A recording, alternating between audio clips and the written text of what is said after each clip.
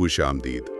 آج ہم ایک بہت ہی دلچسپ اور غیر معمولی کتاب کا گہرا جائزہ لے رہے ہیں، نیور سپلٹ دی ڈفرنس۔ جی، اس کے مصنف کرس واس ہے، جو پہلے ایف بی آئی میں تھے، بین الاقوامی یارہواں مذاکرات کار۔ ہاں، اہم کام تھا ان کا۔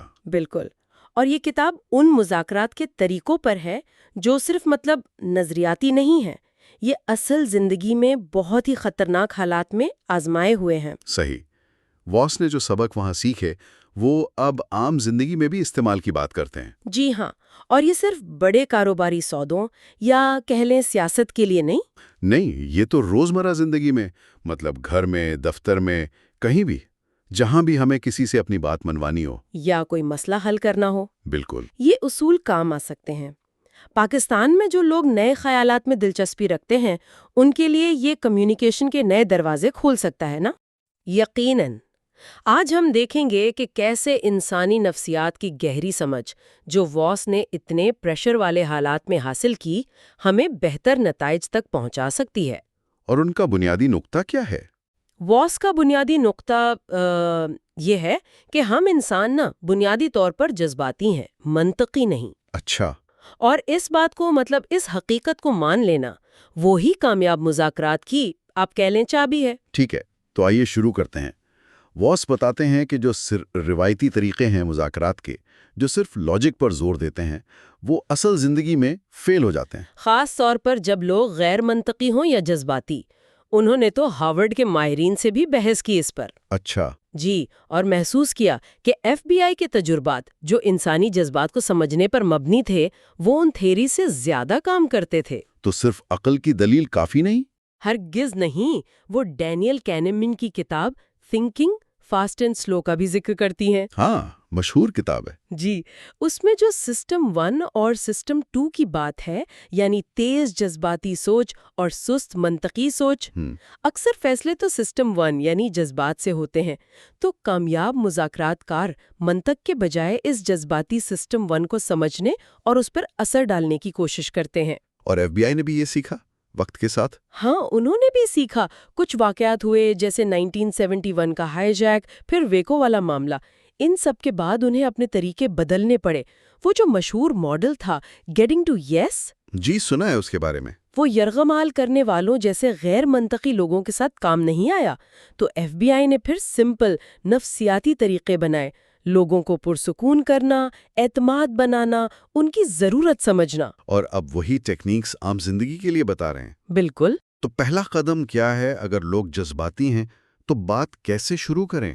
سب سے پہلا اور سب سے اہم قدم ہے ایکٹیو لسننگ، یعنی فعال سماعت۔ صرف سننا نہیں، صرف سننا نہیں، بلکہ گہرائی سے سمجھنا۔ اس میں کچھ خاص ٹیکنیکس ہیں۔ ایک ہے مررنگ، آئینہ داری۔ آئینہ داری، یہ کیا چیز ہے؟ اس کا مطلب ہے کہ آپ بات چیت میں جو دوسرا شخص کہہ رہا ہے، اس کے آخری کچھ الفاظ، عام طور پر 1 سے 3 اہم الفاظ، انہیں سوالیہ انداز میں دہرا دیں۔ مثلاً اگر کوئی کہتا ہے، میں اس پروجیکٹ سے بہت پریشان ہوں، تو آپ صرف اتنا کہہ سکتے ہیں، بہت پریشان ہے؟ اچھا، اس سے کیا ہوگا؟ یہ لاشعوری طور پر ایک کنیکشن بناتا ہے، اپنائیت پیدا کرتا ہے، انہیں لگتا ہے آپ توجہ دے رہے ہیں۔ ایک ریسرچ بھی ہے اس پر۔ ویٹرز نے جب کسٹمرز کے آرڈرز کو دہرایا تو انہیں 70% زیادہ ٹپس ملی۔ اوہ، واقعی؟ صرف الفاظ دہرانے سے؟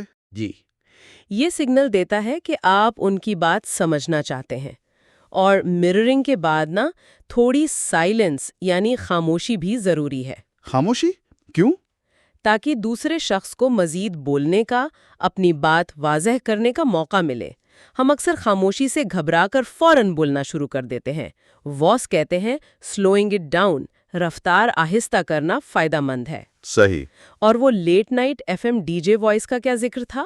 وہ آپ کی آواز کا استعمال ہے، ایک پرسکون، دھیمی اور تھوڑی نیچی آواز۔ جب کوئی شخص پریشان ہو، غصے میں ہو یا ڈرا ہوا ہو تو یہ آواز اسے محفوظ محسوس کرا سکتی ہے۔ جیسے ریڈیو پر رات کو DJs بات کرتے؟ کچھ ویسا ہی۔ واس نے ایک بینک ڈکیتی میں اس آواز کا استعمال کر کے ڈاکو کو پرامن طریقے سے سرنڈر کرنے پر آمادہ کیا تھا۔ یہ آواز گویا کہتی ہے، میں کنٹرول میں ہوں، آپ بھی پرسکون ہو سکتے ہیں۔ سمجھ گیا. تو پہلے سننا، سمجھنا، مرر کرنا، خاموشی اور پرسکون آواز. پھر اس کے بعد آتی ہے ٹیکٹیکل ایمپتھی، حکمت عملی والی ہمدردی. ہمدردی. لیکن ہم تو شاید ان سے اتفاق نہ رکھتے ہوں. جی، یہی نکتہ ہے. ایمپتھی کا مطلب اتفاق کرنا نہیں ہے. اس کا مطلب ہے دوسرے کے جذبات کو، اس کی سچویشن کو سمجھنا اور اس سمجھ کا اظہار کرنا. لیکن اگر ہم ان کے منفی جذبات مثلاً غصہ یا پریشانی کا ذکر کریں تو وہ ڈیفینسو نہیں ہو جائیں گے؟ یہاں لیبلنگ کی ٹیکنیک کام آتی ہے. آپ ان کے جذبات کو پہچان کر انہیں نام دیتے ہیں. مثلاً ایسا لگتا ہے کہ آپ اس بات سے کافی ناراض ہیں، یا محسوس ہو رہا ہے کہ آپ کو لگتا ہے کہ آپ کے ساتھ ناانصافی ہو رہی ہے. اچھا. UCLA کی ایک ریسرچ ہے جو بتاتی ہے کہ جب ہم جذبات کو لیبل کرتے ہیں، انہیں نام دیتے ہیں، تو دماغ کا منطقی حصہ ایکٹیو ہو جاتا ہے اور جذبات کی شدت کم ہو جاتی ہے. یہ تو بڑی دلچسپ بات ہے. تو ان کے جذبات کو ایکنالج کرنا، ان پر تنقید کیے بغیر. بالکل. ہمارے ہاں تو اکثر لوگ دوسروں کے جذبات کو سن کر کہتے ہیں ارے اس میں کیا ہے، یا ٹینشن نہ لو. وہ کہتے ہیں جذبات کو نام دینا ان کی پاور کم کرتا ہے. ٹھیک. اور ایکوزیشن آڈٹ یہ کیا تھا؟ یہ ایک قسم کی پیش بندی ہے. آپ بات شروع کرنے سے پہلے ہی ان تمام منفی باتوں یا الزامات کو خود ہی کہہ دیتے ہیں جو آپ کو لگتا ہے دوسرا شخص آپ کے بارے میں سوچ رہا ہوگا. جیسے آپ کہہ سکتے ہیں آپ شاید سوچ رہے ہوں گے کہ میں صرف اپنا فائدہ دیکھ رہا ہوں، یا آپ کو لگ رہا ہوگا کہ میں آپ کا وقت ضائع کر رہا ہوں. ایسا کیوں کریں؟ جب آپ خود ہی یہ کہہ دیتے ہیں تو ان الزامات کا زہر نکل جاتا ہے، وہ نیوٹرل ہو جاتے ہیں. پھر دوسرا شخص زیادہ کھلے دل سے آپ کی بات سن سکتا ہے. یہ تو کاؤنٹر انٹیوٹیو لگتا ہے، لیکن سمجھ آ رہا ہے. تو پہلے ان کے جذبات سمجھنا، لیبل کرنا، ان کے اعتراضات کو پہلے ہی بول دینا. لیکن آخر میں تو ہمیں ہاں چاہیے ہوتی ہے نا، اگریمنٹ. جی، لیکن واس یہاں بھی ایک الگ بات کرتے ہیں. وہ کہتے ہیں یس کے پیچھے مت بھاگیں، بلکہ نو کی اہمیت کو سمجھیں. نو کی اہمیت؟ یہ کیسے؟ ہم تو نو سے بچنا چاہتے ہیں. لوگ اکثر یس کہنے سے کتراتے ہیں.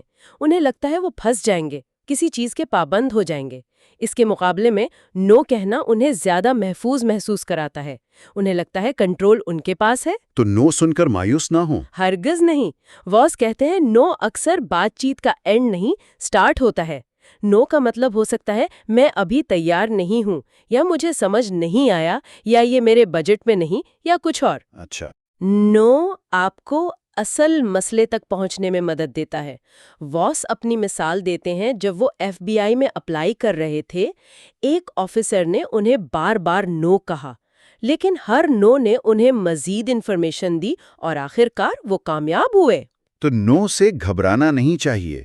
لیکن پھر اصل اگریمنٹ تک کیسے پہنچیں؟ یس کی تو کوئی ویلیو ہوگی. ہاں، لیکن یس کی 3 قسمیں ہوتی ہیں.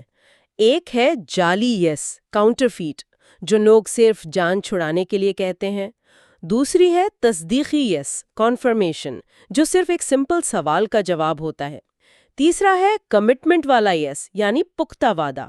ہمیں تیسرا چاہیے، لیکن لوگ اکثر پہلے 2 استعمال کرتے ہیں. تو پھر کمٹمنٹ کیسے حاصل ہو؟ کمٹمنٹ سے پہلے ایک اور اہم سٹیج ہے، دوسرے شخص سے دیٹس رائٹ کہلوانا. دیٹس رائٹ یعنی بالکل صحیح کہا. وہ بے اختیار کہہ اٹھیں دیٹس رائٹ. یہ یور رائٹ آپ صحیح کہہ رہے سے مختلف ہے؟ بہت مختلف. یور رائٹ لوگ اکثر بات ختم کرنے کے لیے کہتے ہیں، لیکن دیٹس رائٹ کا مطلب ہے ایک مینٹل کلک ہو گیا ہے. انہوں نے دل سے تسلیم کر لیا ہے کہ آپ ان کی بات سمجھ گئے ہیں. اور اس کلک کے بعد؟ اس کے بعد وہ آپ کی بات سننے اور آپ کے سولوشن پر غور کرنے کے لیے کہیں زیادہ تیار ہوتے ہیں.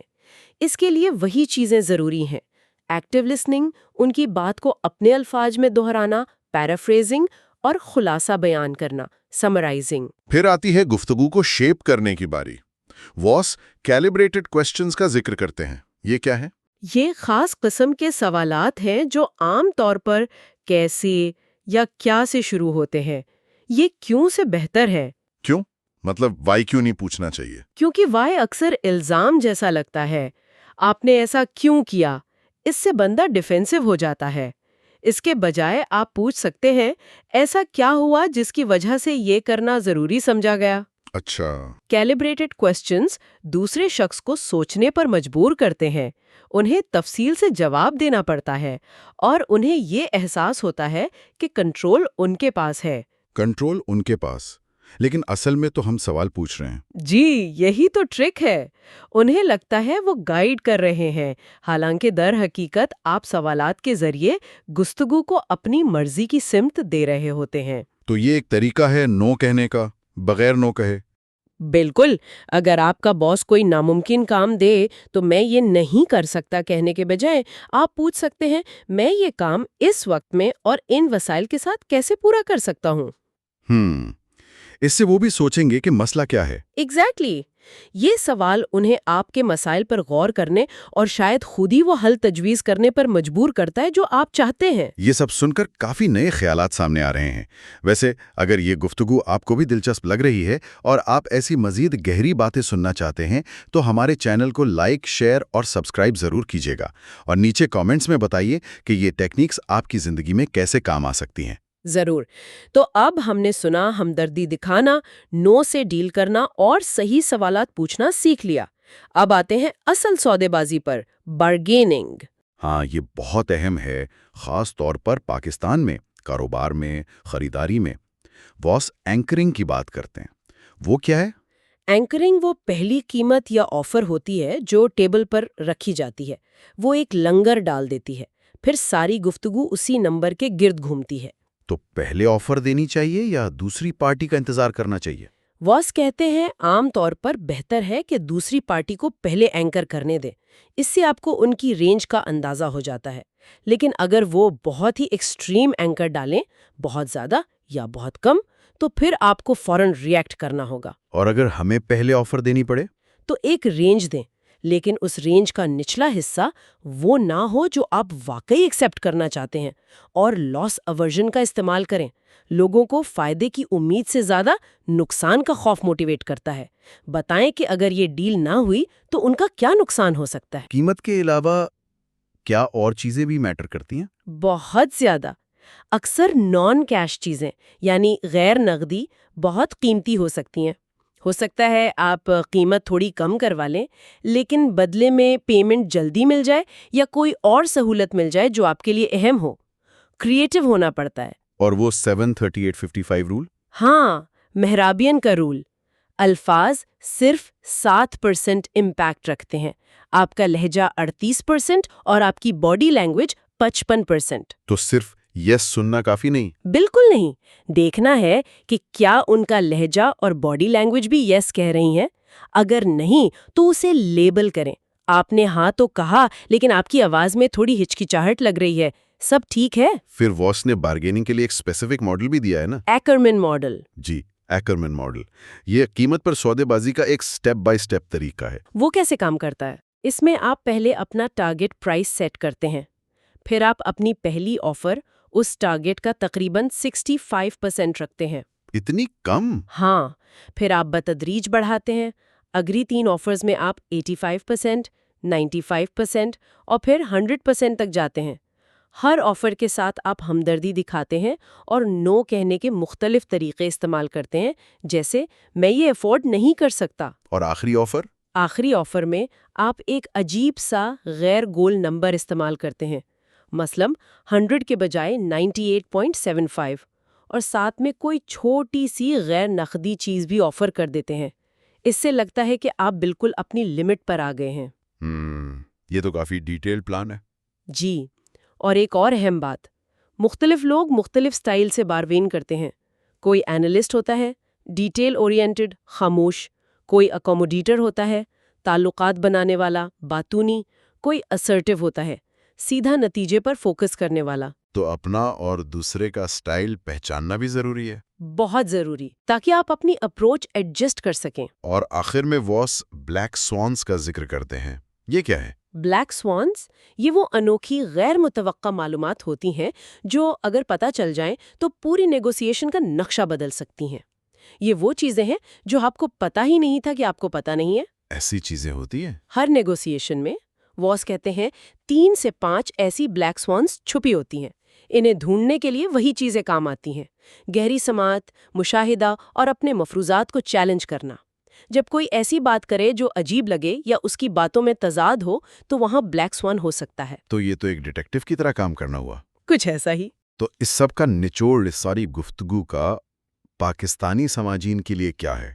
ہم ان ٹیکنیکس کو اپنی زندگی میں یہاں پاکستان میں کیسے استعمال کر سکتے ہیں؟ دیکھیں، کرس واس کے تجربات بے شک FBI کے ہیں، لیکن ان کی بنیاد تو یونیورسل انسانی نفسیات پر ہے نا۔ تو یہ ٹیکنیکس پاکستان میں بھی اتنی ہی کارآمد ہے۔ ذاتی زندگی میں سوچیں، خاندانی رشتوں میں؟ دوستوں کے ساتھ بالکل۔ ٹیکٹیکل ایمپتھی اور لیبلنگ سے ہم دوسروں کے جذبات کو بہتر سمجھ سکتے ہیں، غلط فہمیاں دور کر سکتے ہیں۔ ہمارے ہاں اکثر چھوٹی چھوٹی باتوں پر، مس انڈرسٹینڈنگز پر بڑے مسائل کھڑے ہو جاتے ہیں۔ اگر ہم پرسکون رہ کر، وہ ڈی جے وائس یاد ہے، دوسرے کے نقطہ نظر کو سمجھنے کی کوشش کریں، ہاں، تو بہت سے جھگڑوں سے بچا جا سکتا ہے۔ یقیناً۔ پھر کاروباری زندگی میں، خرید و فروخت میں، سیلری نیگوسیشن میں، کلائنٹس کے ساتھ ڈیل کرتے ہوئے، اینکرنگ، کیلیبریٹڈ کوسچنز۔ جی، اور ایگزیکیوشن پر سوالات پوچھنا۔ ہم اس پر عمل کیسے کریں گے؟ اگر کوئی مسئلہ ہوا تو کیسے حل کریں گے؟ یہ چھوٹے کاروبار والوں سے لے کر بڑی کمپنیوں تک سب کے لیے فائدے مند ہے۔ اور معاشرتی سطح پر، بڑے پیمانے پر؟ وہاں بھی جب اختلافات ہوں، لوگ جذباتی ہوں، تو انہیں سننا، ان کے خوف یا غصے کو لیبل کرنا اور پھر ہاؤ والے سوالات پوچھ کر انہیں مسائل کے حل کی طرف لانا، یہ ہمارے معاشرے میں افہام و تفہیم بڑھا سکتا ہے۔ واقعی، یہ صرف نیگوسیشن کی ٹیکنیکس نہیں ہیں، یہ تو بہتر انسانی رویوں کی تربیت ہے۔ صرف اپنی بات پر اڑے رہنے کے بجائے دوسروں کو سمجھنا اور ان پر مثبت طریقے سے اثر انداز ہونا، یہ ہمارے معاشرے میں جہاں اکثر بحث صرف بحث کے لیے ہوتی ہے، بہت قیمتی سبق ہے۔ بالکل۔